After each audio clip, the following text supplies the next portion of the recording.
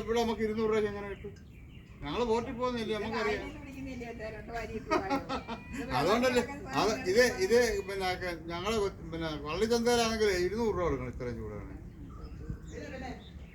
വെറുതെ പറയാനല്ലെന്ന്. പള്ളിച്ചന്ത 200 രൂപ എടുത്താലും അത്രയും കിട്ടത്തില്ലെന്ന്.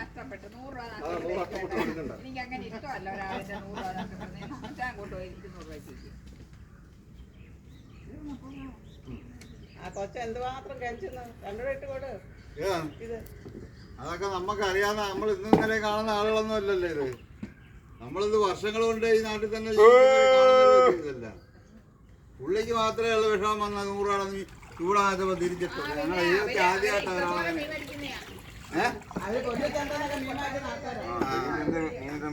അവിടെല്ലാം വെറുതെ കിട്ടുന്ന വാങ്ങിക്കും.